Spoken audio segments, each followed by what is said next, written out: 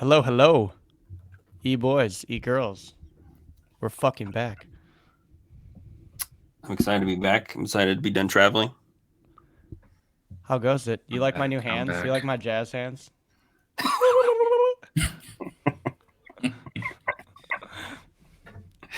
Dude, I gotta upgrade.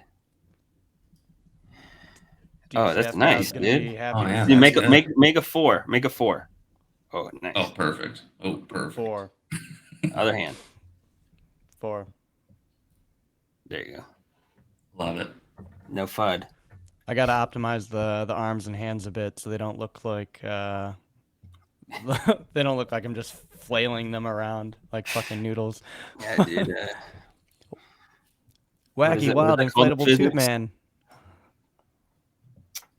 Sorry, go ahead. Nothing. I said wacky wild inflatable tube man. It's like my arms. The fucking car dealership, fucking It's Yeah. like balloon guy. ragdoll physics. That's what I was thinking about. Yeah, ragdoll physics. Yeah, I haven't put too much work into the arms yet. I just wanted to. I like that he moves a bit better, so I was vibing, to my favorite album right now. Wouldn't expect all of you to understand. It's for the dogs.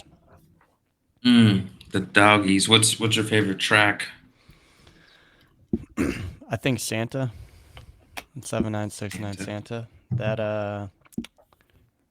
That don't like beat is just disgusting.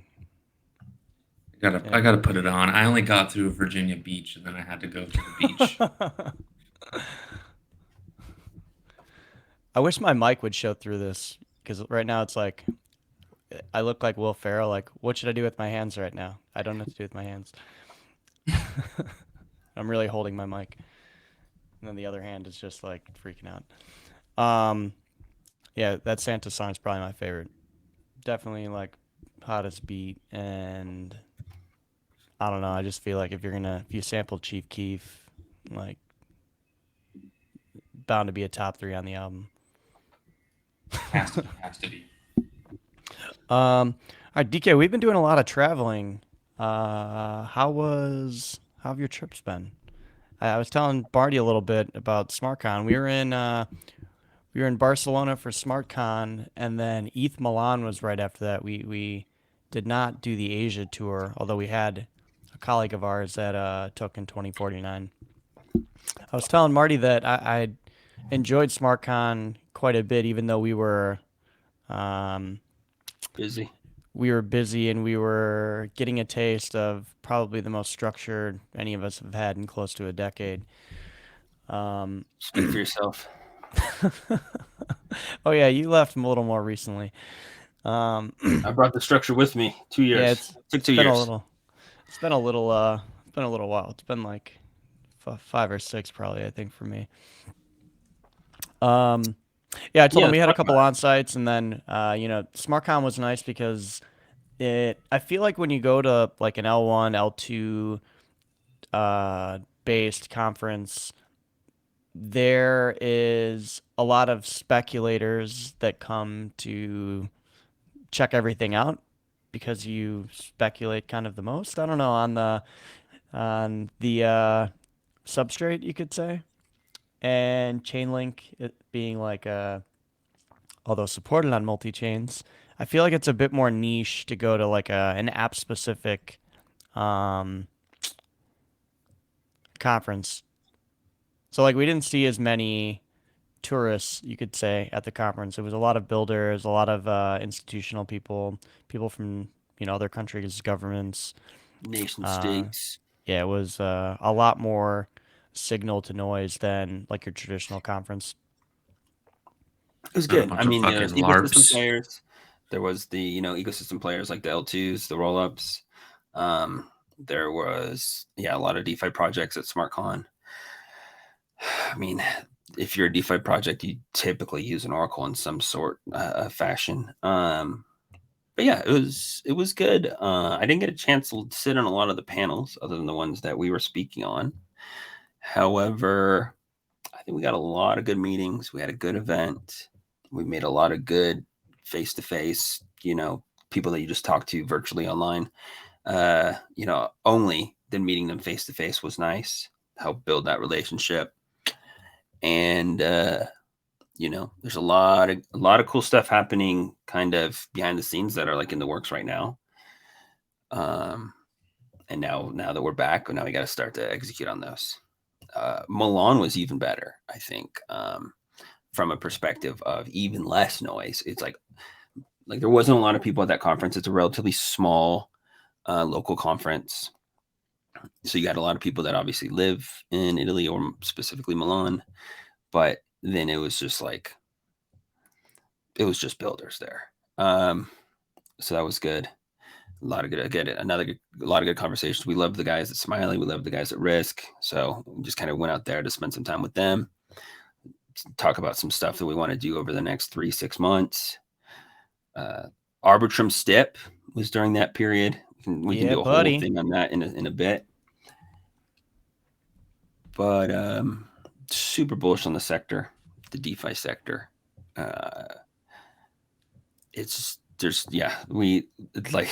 Everyone agrees that like some things need to change, considering that like, there's highs and lows, but the lows right now are like very low, both in terms of like on-chain users, like, and then also in terms of like, just the stupid shit that like people are fighting about, which was not hasn't really changed in the last 2 months. But yeah, I mean, it's a lot of people just having fun, shooting the shit. I mean, we all kind of know that we're all building things in the same general direction.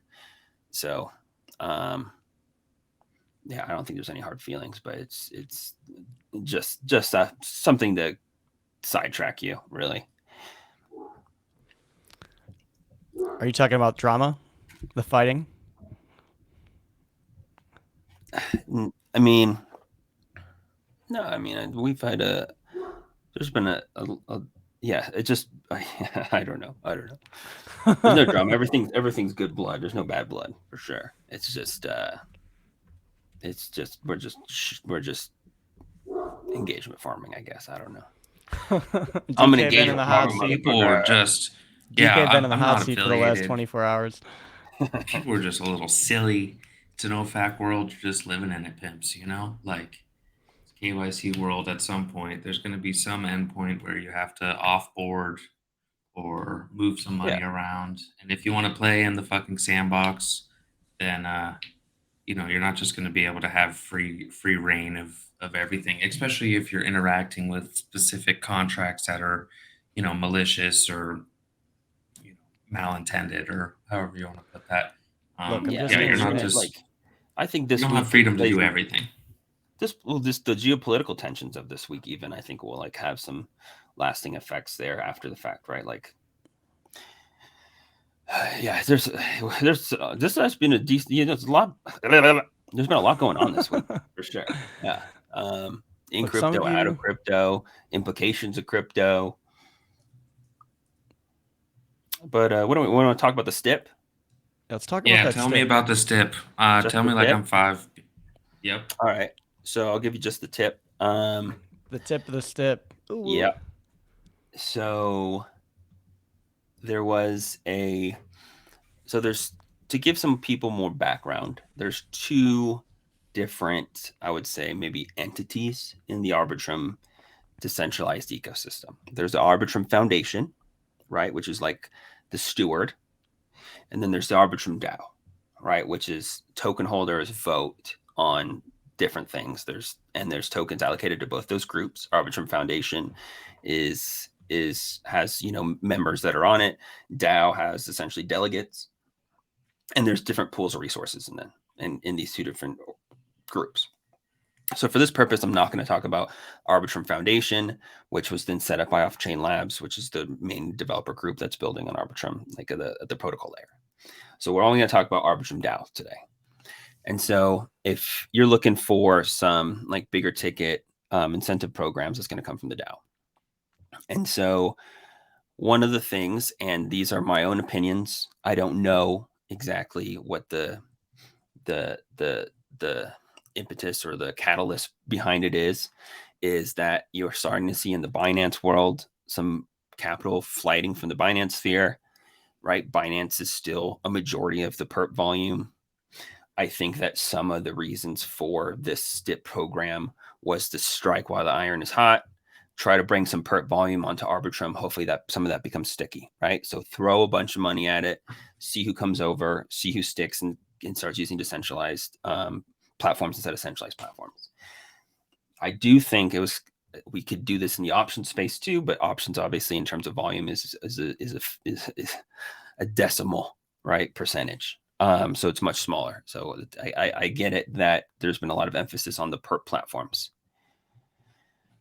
So with that said, there was an initial vote whether you use like 25, 50, or 75 million ARB tokens for a 3-month grant program. 50 million was essentially voted on via the snapshot vote. And then now you have a lot of protocols that have put together their proposals of, how much they're requesting and what they would use those for. So in total, between all the different projects that requested funding, there's 100 million Arbitrum tokens that have been requested. So only 50 million will get allocated. There are some projects like GMX, which is requested the most. They've requested like 14 million. And then there are some that are as small as requesting like 200,000 Arbitrum tokens. So they're all over the place. But if we were to approve just the perp platforms, you would be like way over the 50 million, right? And there's like, I don't know, 5 major perp platforms that if they all got funded, then there would be no more Arbitrum tokens for the rest. So as an Arbitrum delegate, I have been trying to stay agnostic away from the perp platforms and trying to go for some of the smaller initial incentive grants. We requested, 900K ourselves. We're pretty close to quorum. I think we're less than 10 million away from quorum. We're like 64 mil. 64? Yep. Yeah, so yeah, we're close. You need 71.5 to hit quorum with a 50% allocation. Interesting game theories that happen, game theoretic elements that happen. Like it's actually more impactful that if you don't vote at all than to vote against, because if you vote against and they have so much for voting already, then you're going to put them up to quorum. Just some stuff that I've noticed, but it's shaping up to be an Arbitrum Autumn, right? Trademark. Yeah, Arbitrum Autumn. Arbitrum Autumn. And so this has roughly, I think, 60 hours left, I want to say. About like 2.5 days ish, I believe, left to vote on. A lot of projects are starting to get over the hump. I think there's roughly 30 million in ARB tokens already that have been approved. And then if there's more than 50 million that get approved, and then there'll be some sort of like pro rata allocation of the amount that you requested versus the amount of votes that you got amongst all the ones that did he reach quorum and did have a favorable for outcome. So that's it in short. I'm going to say one thing about this, okay? Yep. If you're an Arbitrum delegate, just know, if you vote against me, I don't hold grudges, but I keep receipts. All right. I've been thinking the same thing every day, but I'm like, I'm a delegate, so I can't technically say that. But yeah, I keep receipts, baby. Just wait. Don't come to me in 6 months or a year asking for help for something, and let me come back, check the chain, and see you voted against us. I've seen a lot of that happen in the past, and you can ask the people from the past. I keep their receipt. Maybe you can't, maybe they're no longer with us. Yeah, it's more so like the ones that are not voting at all that are hurting more than the ones that are voting against. But I hear you. Who's like the top runners? Who are the top runners for this? It seems like there are some bots. Like, I mean, I know they're real people, but they're literally just voting against everything. There's a few accounts I've seen that, or they vote there's one. Some that are very anti this program in general, right? And they might have large allocations. There are some that I would say were very creative during the airdrop, and thus if you remember, the Arbitrum Foundation site that claimed the airdrop went down for, I don't know, half a day or a day at one point. And there are some groups that spun up alternatives. And as part of that, they captured those Arbitrum tokens as delegates. So they have very large allocations. There are some that are part of different large projects. So like GMX has like, some people within their group that have large allocations. Yeah. Treasure, there are some that are projects that got large allocations. So like that's where most of ours comes from actually, is because of the Shout airdrop. out to Camelot. Yeah, Camelot. Yeah, I mean, there's so many Jonestown, people that have come, that have helped Trader us out. Yeah, Joe, Blockworks. Umami, Blockworks, Yeah. Chainlink God. The list goes Behind on. the scenes, though, I will say it's brought the Arbitrum projects together quite closely, because of this interesting duality of, okay, some of these delegates are also large protocols. I mean, they're like protocols that have large holdings of Arbitrum tokens. They're also delegates. You get into this like, okay, I'm representing our community. So like, how can we work together if I'm going to, if I'm going to approve your project, or have we worked together in the past? Or are we constantly in interactions, or are we trying to work together where it makes sense? And so that has only continued to grow exponentially. So like a lot of these projects behind the scenes is what we've been talking a lot. We're like thinking of cool stuff to do, Arbitrum specific, like marketing events and campaigns, and fun stuff to do together, and just like bring more volume onto Arbitrum as a whole. Look, I put out a post yesterday about this, but I do think that a lot of the DeFi innovation is actually making itself known on Arbitrum, and so like it happens to be like a good spot for a lot of the DeFi. And there's a lot of cool stuff, and there's a lot of good builders in DeFi and Arbitrum. So yeah, there's some cool stuff that just been discussed, and will we be able to do it during the next 3 months? Probably not. But I think that what a product of this STIP program is that you're going to see a lot more cohesion between these projects, which is just a net benefit for the ecosystem. And Arbitrum, as far as I know, is like the Off-Chain Labs guys and the Arbitrum Foundation is definitely happy to help support as well. So it's cool. It started like things went tribal, then things went mercenary, and then I think things are going tribal again. But like you go where like you're making good friends, it's people you trust. There's smart devs. We obviously decided to consolidate a lot of our infrastructure into Arbitrum this year.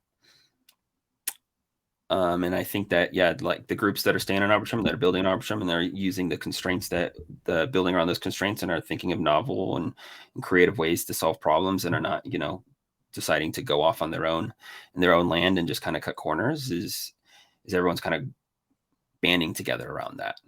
So a lot of cool stuff. And look, if you're going to roll your own app chain and do stuff like that, then you don't get to partake in some of these, like, juiced rewards. Do I think everyone needed juiced rewards? No. Do I get where they're coming from of trying to grab some perp activity and let it sit on Arbitrum? Yes. It's good for metrics. A lot of volume. Yeah, I mean, some of it's vanity metrics. Some of it, I think, is the perp perp user acquisition. You were starting to see a lot move over to the super chain stuff. So obviously a lot was moving over to a TVL, at least, maybe not on-chain activity outside of FriendTech was on the base. Some projects are starting to launch on base now. Optimism has continuously been doing their funding and grants. You're starting to see a lot of the social groups start to find a home within Optimism or super chain layer 2s. And then you're starting to see, I think, a lot of the DeFi kind of move over. Yeah, it'll be interesting to see. I think I changed my outlook. I think base is a dud. Yeah, I mean, I think what else is being launched over there? You don't see anything Nothing. being launched over there. That's my point. When you have a single Nothing. social app, messaging app doing 40% of your volume, and nothing else is like really happening that's not adjacent to that app, you don't want to be the chain that's beholden to an application. You want to be, and you don't want to be an application beholden to a chain, obviously, but it's more it's more advantageous for you to be the chain or be the app beholden to what's happening on the chain you choose than the other way around. Let's think about this for a second. Let's war game this. War game. So base they have been flip-flopping whether there would be a token. Right to They zero have been when it does. If it Say again? does. Straight to zero if it does. Instant dump. The world coin, like WorldCoin. Yeah, WorldCoin's another optimism project, but I met a guy. We'll go sideways. I met a guy. One second. I met a guy who was like, "Oh, I only do orbs now," and I was like, "I gotta hang up the phone, dude.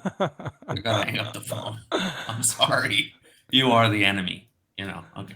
Anyways, go ahead. um, yeah, so like Base is kind of doing native investments on projects that are building on there. So like Coinbase Ventures is like investing in them, or the Base ecosystem fund is investing in them. I mean, but like for users, there's no real incentive to use one of their apps over like an Arbitrum app or for liquidity providers. I obviously think that they recognize that this is a problem. So they can sign exclusivity deals with projects, but will that bring any sort of like real users? I don't know. All right, tell me this though. What type of exclusivity could you sign with a new project that has a novel enough, like, that's a novel enough financial tool to where it would change the dynamic, and everyone who is, we just talked about, how Arbitrum's kind of the home for DeFi, if you will. You could say those are my words if you want. But if that is the case, and you have, all of these options, perp protocols, lending protocols, DEXs that are all coming over to Arbitrum, where economic activity is happening to Arbitrum, you have composability between applications on Arbitrum. Why or what would they be able to get exclusive to Base to where all of that economic activity goes, it's worth it for me to bridge over and go in, steal all this casino's money before I go back home? Look, they're long-term directional plays, which is different than what you see with like some of the other like VC investments today. But I think that they're like, okay, you build a project you build it, we'll give you funding. So for the next 2 years, you can pay your OpEx cost. You only support our Base chain. And then when you launch a token, you give that to your users, right? So I'm in like one hop away from an airdrop. So will there be an innovative play? Will there be like one app like a FriendTech that causes a lot of people to use it? Who knows? But these are longer term directional plays. They only need like 1 out of every 5 to actually, So hit critical mass Base to is the pay out for the Solana investment. phone of blockchains. Love it. Love it. People are using it because they're one step away from an airdrop. And then what if the airdrop never comes? Like these FriendTech points. No, they will come. Like, Are we ever so gonna one get thing them? about the points that's interesting, right? Like everyone's speculating on, a token being associated to them. If you look at I think it was on the smart contract, it says that like if there is to be a token, it won't be for like 3 years after like substantial development has been done. So if there were a token that were associated with your points, it won't be for some time, at least according to that, unless they double back and go the opposite direction. But the other thing is that, like you said, like it doesn't state anywhere that you receive a token for points. It actually states quite the opposite. And I've pointed out to people that if you look at the airdrop page as someone that isn't mentally damaged from airdrop hunting for the last 2 to 5 years, you wouldn't think you get any tokens. You would think that new features are coming that you would be able to unlock because of your usage. It says very specifically that they're for in-app use. Nonetheless, So are we bearish or bullish FriendTech? Once I'm people not bearish. realize that there's no So here's my thing, right? Like points, no I monies. think what people who are using it need to understand is that it's not a, and maybe this is also, if FriendTech people, if you're listening, maybe this is something for the marketing side, but FriendTech shouldn't be seen as a competitor to Twitter or a competitor to Telegram or something like that. should be seen as an adjacent application, because when you get into this competitor arena where you're competing against something like Twitter or Instagram or Snapchat, you're going to lose every time. Um, like anyone that understands network effects understand. And CL said this about FriendTech, but I actually think quite the opposite of what he was saying. If you understand network effects, you'll understand that any new application that's like created from crypto with I I'm not very bullish that they will be able to overtake one of the social media giants and their applications. But what you do see is oftentimes a new innovative social media app comes out and they become adjacent to the current ones, right? So like you have Twitter. Let's look at the ones that are popular that aren't dead in the water, right? Like we could say Facebook's pretty dead. Nobody uses that if they're over 40 or if they're under 40. Threads was dead in the water. Uh, Everything that has been an Instagram product has died except Clubhouse. Instagram. Clubhouse dead because of Spaces. Um, and you look at all the ones that are still here, right? Like that are popular: Snapchat, TikTok, Instagram. All of those adjacent to Twitter because they offer a very different experience. Telegram. I'm sorry, Telegram grouping, the DMs, sticker packs, like they offer a completely different messaging experience than DMs and Twitter. So Or that can, WhatsApp even, right? yeah, I think WhatsApp and like Telegram is kind of like regionally, like what do you prefer to use? And I also still see WhatsApp as kind of like the old people, like Yeah, it's what I Telegram. use for my family. Yeah, like I don't Yeah. know. The Yeah. only people who are using WhatsApp that like want me to message them on that are honestly, I've had like a lot of friends from Asia that use WhatsApp, maybe because they think it's like a common messaging app that we can use instead of No, WeChat. they need a VPN. In China, they need a VPN for, I didn't say Telegram and stuff like that. I didn't say they're in China. Mm. Um, yeah, I don't know, but other than I've had them ask me for WhatsApp rather than WeChat, but I have WeChat. Um, so you look at all these apps, and they all are very much they offer a feature set that's different, so that as a user, like your attention doesn't feel like it's being diverted from the type of information flow you get on that app. So Twitter is like endless feed of posts. Instagram, you have endless scrolling of just pictures, where the language and the verbiage is minimal. Snapchat is your instant like dopamine because you're like unwrapping a gift, you're opening a present, it's giving you this quick like picture and disappearing. Um, so they're all very different. So if FriendTech starts marketing rather than letting the hive mind say like you're going to use this more than Twitter, or like you can't find me on Twitter anymore, find me on FriendTech. Like nobody is leaving Twitter to go to FriendTech. People will use both FriendTech and Twitter. It's just that you have to let them know, you have to market it to them that these are complementary services, that there are things on FriendTech that you get that you don't get on Twitter. Now, I don't think that we're necessarily there yet where the feature set is big enough to where you can say, you get all of these things that are adjacent from the experience that you get on Twitter. But in my opinion, that's how you like win as uh, a social-fi or social media app. You can't be a Twitter clone. You can't be an Instagram clone. You have to be an adjacent app that people want to use with Twitter, or they just go back to it. A lot of people are saying lately FriendTech will be a way to trace Web3 reputation. I totally disagree. Uh, Web3 reputation is something that you build, right? Like allowing other people to openly trade a token that has no metric tied to your work, your actions, anything else, simply cannot be tied to your reputation.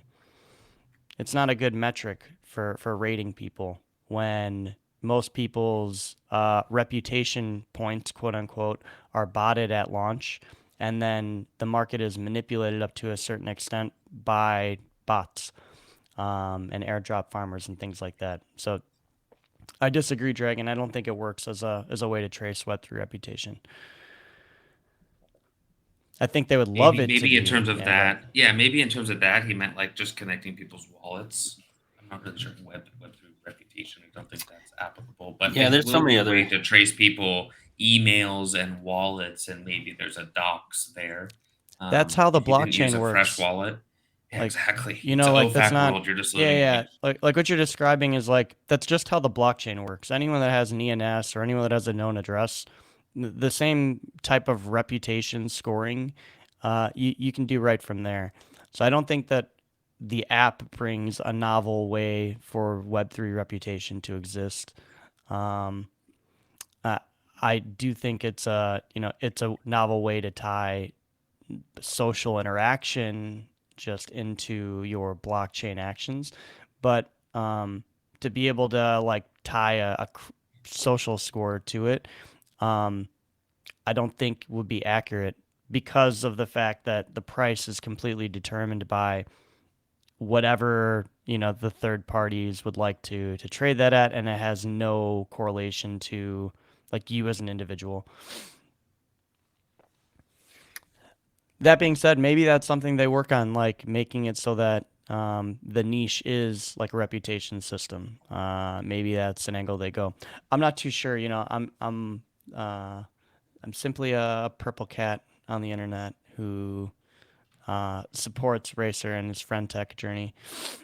Um, on the talks of that, this is also why I'm super bearish on all of the other SocialFi stuff. Yeah, I'm sure Cypher might run.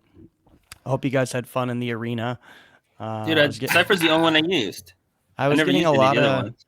I was getting a lot of shit for um, being bearish on all of the FriendTech forks, and I mean, you know how I feel about forks in general. DK, I love It's them to like exist because the they're forks, the it forks. it's All of them free. failed. It's free money because if you learn the game with the first one, then you know that the next one is exactly the same, but it's going to be speed run. So it's like there's no reason to go into it with the mind of investing or with like using for a long period of time.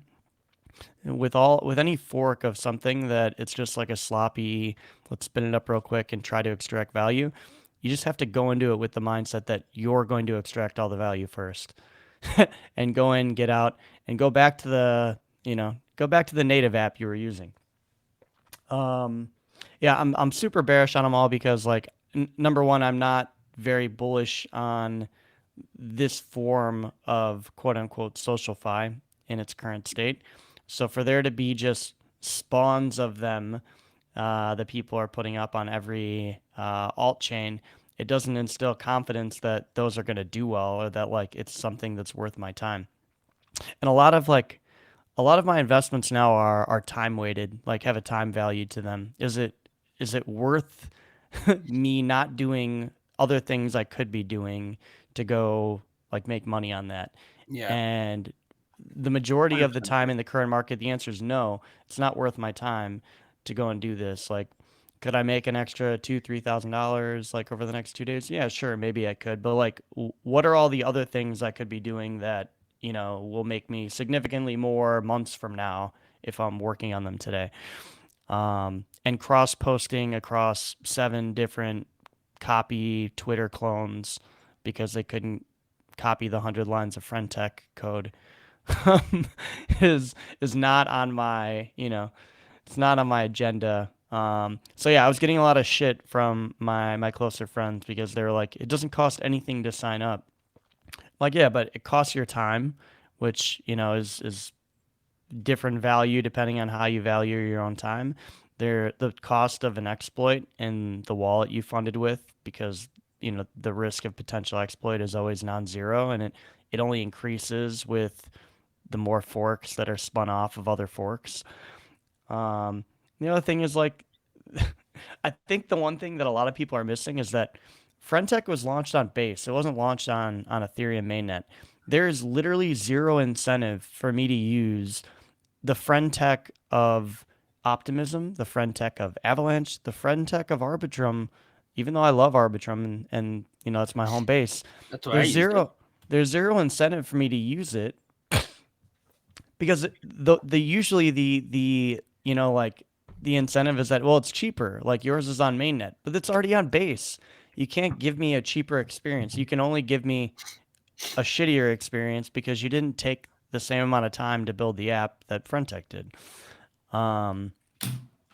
So yeah, I'm not a fan of the pseudo social fi. You know, if I'm using anyone, it's the one that I've been using from the beginning, and that's FT.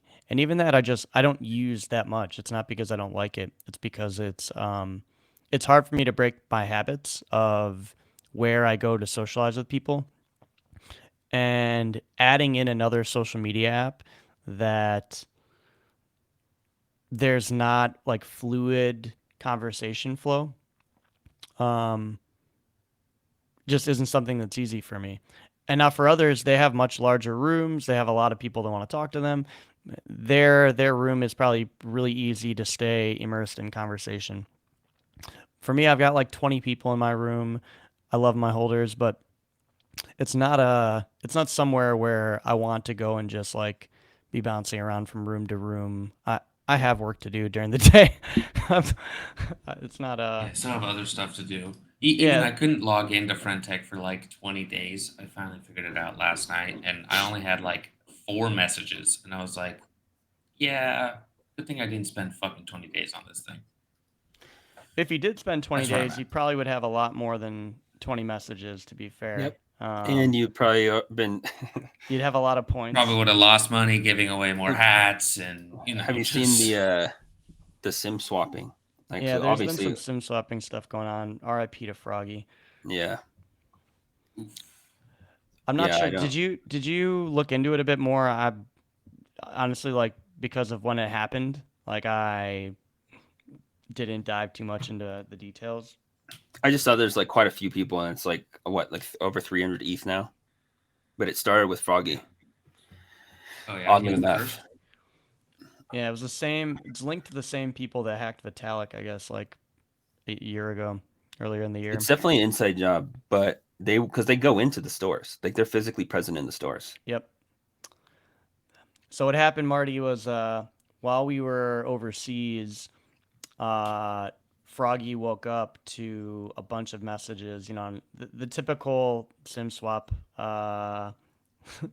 situation where you have hundreds of messages, you know, from Google and like Apple and your phone Yeah. provider. But they also put you on a repeater, so they sign up your phone number for a email repeater that sends the email that you have into SMS message, and so Mm. it's listed on a bunch of different spam emails, and so you start getting text messages from everything, and then before you know it, you'd lost access to your phone. So it's just like 150 messages on your phone, and Yeah. then you don't have We access used to anymore. do that. Do you remember that? SMS bombing? Like when Yep, somebody that's what they pissed you do. off, you would just SMS bomb them with 10,000 messages on their fucking Motorola Razr, and their phone wouldn't work for 3 days. That was No, fun I times. do not know anything about that.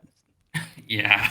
What do you mean SMS bombing? Dude, we were like Who would have 8 ever years done old or something like something. that? Um, yeah, but that's what they've been Hypothetically, you doing. could. They hit you with the SMS bomb, and then you know before you know it, you're locked out. Froggy got access back pretty quick. It unfortunately it happened at a time when U.S. offices weren't open for him to get a hold of anyone, so he had to sit for a few hours and just like you know feeling kind of fucked. But yeah, I would say he was able to get it handled pretty quickly. And like what DK was saying, Marty, they when he talked to AT&T, there was someone that physically went into an AT&T store. They have it on camera, showed an ID, and then the person at the desk, you know, made the changes. So they know like, hey, we're going to be watched on camera, and they stage, you know, the whole thing so they have plausible deniability to be able to say like, yeah, this guy came in and showed me the ID. Like, look at the camera. Um, but in Yeah, reality, that's you know, they're fucking not showing anything. crazy. Because on That's the crazy. phone, like you can't change the sim unless you know the pin code, right? That's how most But in the phone. store, But in the store, I guess I don't know if they don't ask for the pin code or that's just like a procedural error because they're like, okay, you don't need the pin code if you have an ID, and then I doubt that. Procedural era. You're doubt supposed to that. give them your ID and a PIN code in the store. Like with mine, I can't do any changes on the website. Even when I go and get a new phone, if I don't have them like set it up in the store, I can't take it home and set it up. I have to go, if I take it home to do anything, I have to then go to my phone provider's store and they have to do it in the store for me. But I mean, Have you let's be just show honest up though. with a frog ID, just like Pepe on the ID? You're like, hello, I'm Frog. No, Can I I change the honestly PIN? think that the people that work at the stores are in on it, right? Like They are totally. it's a low entry job, right? Like I'll give you super easy to get 5,000 those bucks. jobs. You could probably pull off 3 fucking SIM swaps before you get fired. Even if you got one, some of these are like 100 grand, right? Like you work there for a month, you make 50 grand, right? Like it economically it's a very easy to do scam. Yeah. And like it's a low entry, entry barrier. Non-violent, like the cops low really aren't going to barrier. put too much time into it until it starts to hit like multiple figures. Like They don't even know what that is. They're like, what do you mean they SIM swapped you and they rugged your FriendTech account? They're like, what the fuck is a FriendTech? Right? Like where do they even start, right? Unless you're talking to the right, police or whatever. Where do they even That start? was honestly I don't even know. the surprising part about it to us is that Froggy's wallet, I believe he only had it was his Apple, his Amazon account, and then his FriendTech account. So like he had other crypto on that address on other networks, and it was not stolen. So it was someone who has knowledge of FriendTech existing, in my opinion. Like oh, for sure, because they were targeting like FriendTech's people with like greater than 30 ETH. Like these Yeah. were, they probably just had a list. That's what I was saying to Froggy. Like they probably hit the API, said, okay, who pull has the Twitter accounts, and then I'm sure there was a breach at some point, and find like known email addresses that have been breached. ones that have already been pwned or ones with phone numbers attached. So it was like pretty simple. Like what Twitter accounts have their phone numbers attached to their FriendTech, and or which accounts have email addresses that have already been pwned, and then run through the pwned passwords or SIM swap them. Yeah, I mean, just ask Chat GPT, how do we do this? And it was like, here you go. Seriously, yeah, it's a pretty low, low expertise. I mean, you gotta have balls, especially if it's not if it's not an inside job at AT&T. You gotta have balls to walk in there with an ID and pretend to be someone. But other than that, it's a pretty low technical implementation. But you remember at DEF CON this year, there was an entire section to like social engineering. And like the guys at DEF CON are like, they're fucking masters. Like they'll get like if they get someone on the phone or they talk to someone in person, like they're gonna get what they want. Yeah, there was a show I used to watch where they did that. They like audited companies essentially by seeing how far they could get like within the company. And it was pretty kind of like wild. Undercover Boss. It was like Undercover Boss, but it was like Undercover Audit, where they were doing security audits and they would show up on site, and they would time to see how long it would take them to like get into somewhere that has strict access or restricted access, and perform some duty. Like maybe it's pull some data off a computer, maybe it's just get into connect to the internet, room. stuff like that. Yeah, it's actually big business. Like the anti-corporate espionage business is actually like big money. Like physical access, especially. Like obviously there's the cyber access, that's a huge business, but physical access, social engineering, like recreate, like getting someone's key card, remanufacturing the key card, getting physical access to like server rooms and infrastructure is a pretty expensive business. I can only imagine. Imagine being that guy, like the guy that fails that. Like you let in so and so right through the front door. What were you thinking? Like he gave me a donut. I was distracted. But dude, it's like it starts with like a Tinder date, right? Like they're good. They're really good. Like it starts with a Tinder date. You go to the bathroom. They're cloning your entry card. and like shit like that. Like they make movies on it, but it's real. It's real stuff. It's real life. Yeah. I've So trust no one. I've listened to some spies on different podcasts talk about their experiences, and it always makes you wonder if they're LARPing on some of it, because it's like they're talking on a podcast in public about the things that they did. There was one on that the guy who got his NFT project recently, I think. What do you do? Uh, no, the NFT project that social theory or impact theory or impact theory, I think.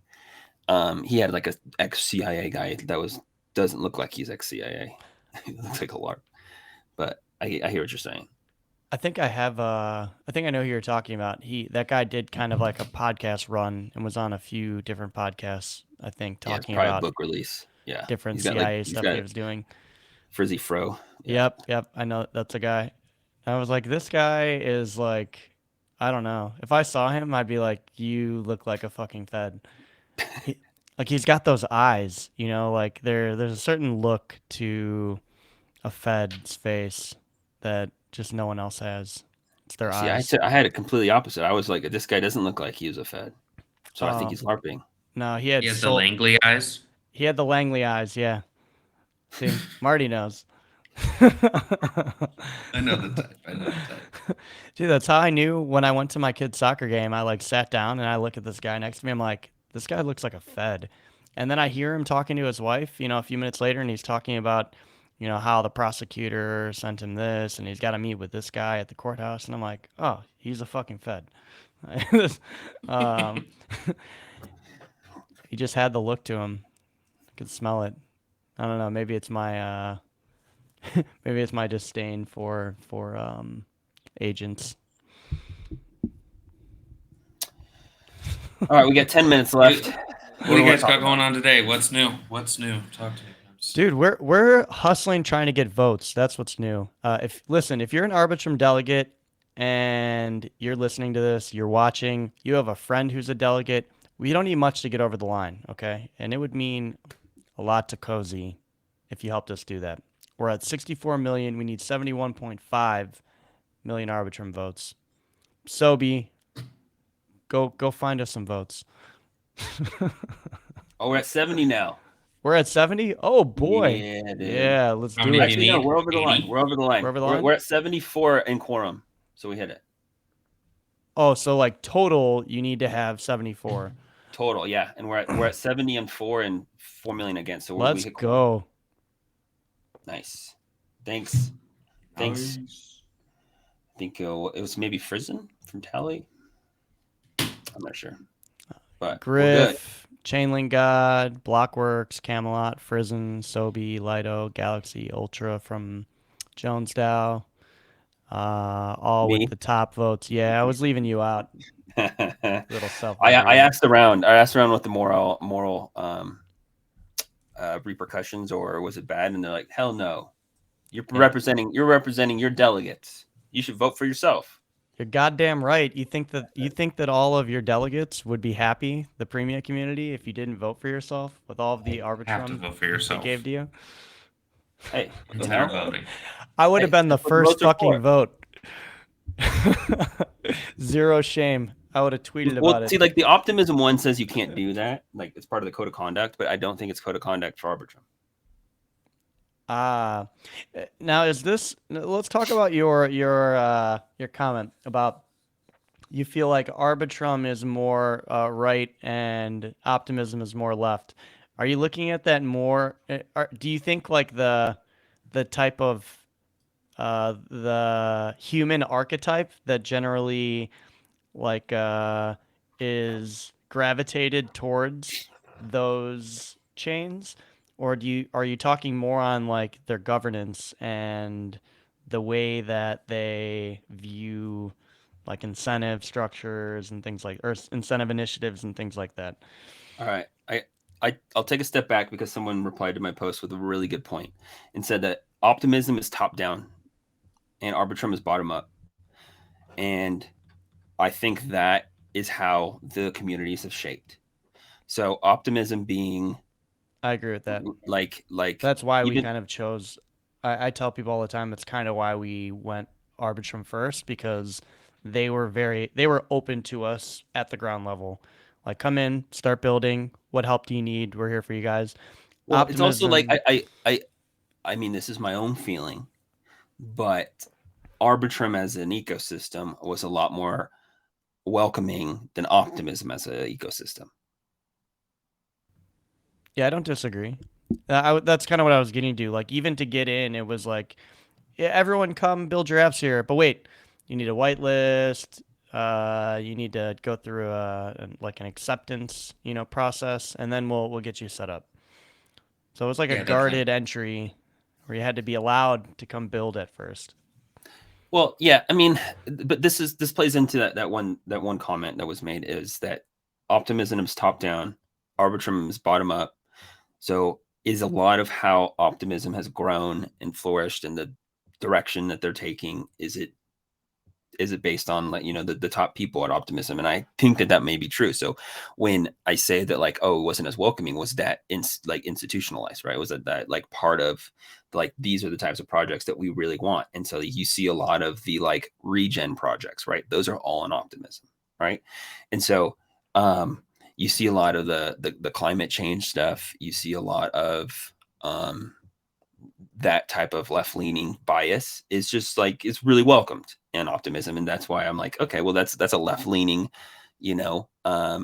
ideal, and that is very much promoted. And then this is just based on me spending a significant amount of time in their forums, and, like, the types of projects that they're pushing, and, like, the types of, like, public goods funding, and the way that they're thinking about things. Whereas Arbitrum very much is more of a financial, DeFi centric atmosphere, and some of those things are just natively right leaning.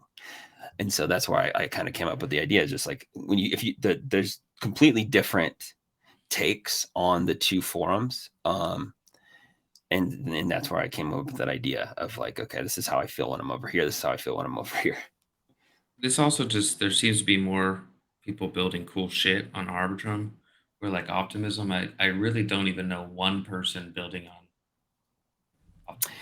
Well, Well, you have it's like, Lyra. Arbitrum has yeah, who's that? outside of Synthetics and the Synthetics ecosystem, I No, don't know of any real I DeFi don't know projects that are anybody. going on over there. Yeah, yeah, Aerodrome that's what I'm saying. or Velodrome, sorry. A You could. Velodrome is just Velodrome. it started as a Solidity fork. No, Yeah, it did. it's just their native decks. So I haven't seen, like, it's not like Velodrome changed the game like a Croc Swap, or like Uh, a kind of like a Trader Joe. I don't know. That's kind of that is debatable, because even though Solidly kind of laid the groundwork, Solidly, after they gave a blueprint for how something could be done, they just left. They completely disappeared with Andre and the rest of Phantom.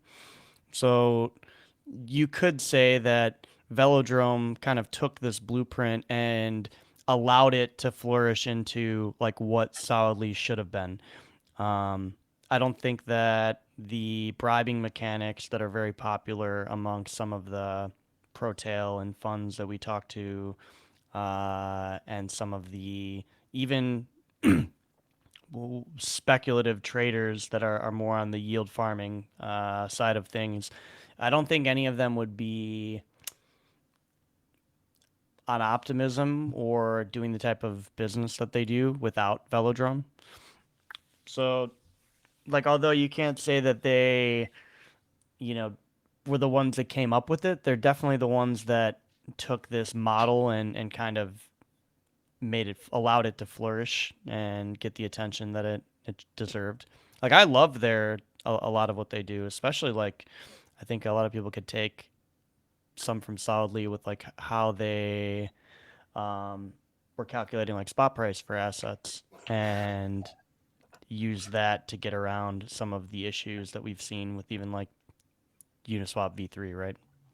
Yeah, I mean, I've been a little bit out of the game in terms of the different dexes, the different trade-offs, LVR What do versus you mean you don't any know about dex. all the 70 new perp dexes? How could you not Well, know dude, every name of I feel all like of they're all them? the same.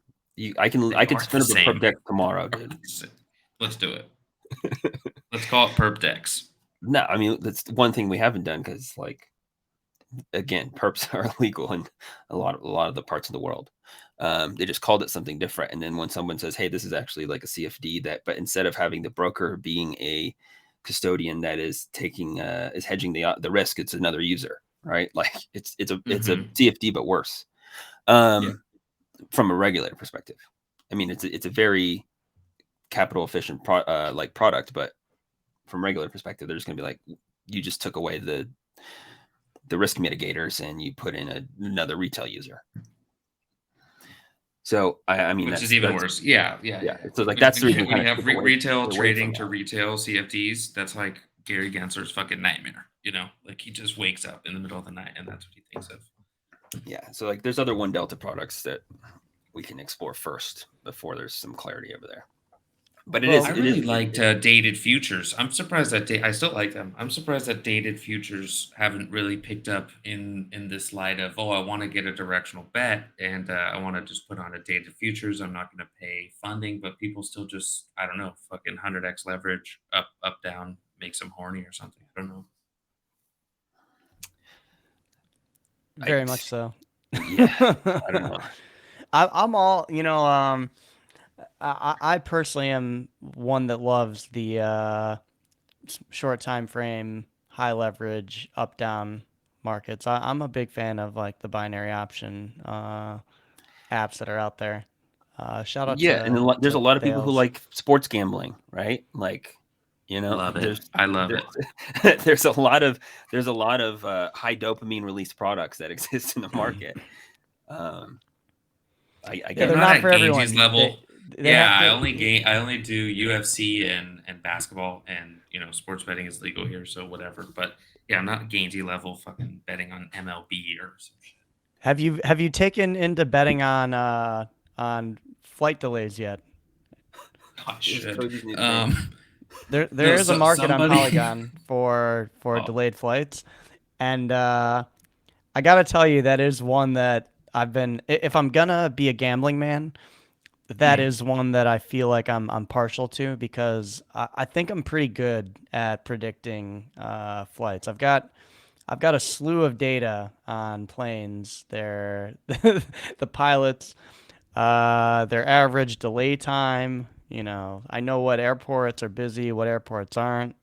I'm very cognizant of things going on in different parts of the world that could affect those. Seems like easy money if you fly often or are familiar with the way things work in the airport world. Well, I know a good market. There's a Brazilian airport here. There's actually one provider that's always 30 minutes or 45 minutes late. So if there's a market there, sounds like free money to me. We might be able to add it to the market. I'm gonna look at what the app was called, but it's on Polygon. I thought it was a joke, and then I like checked out the profile. And I thought it was real. Now, and I found out it was real, and I was like, holy shit, this is like the most degenerate thing I could possibly gamble on, and like nothing to tell the world that I have a gambling problem more than shilling flights. my winnings on delayed flights, on delayed flight bets. I'm in. Sign me up. I gotta jump off here pretty soon, but sign me up for that. Yeah.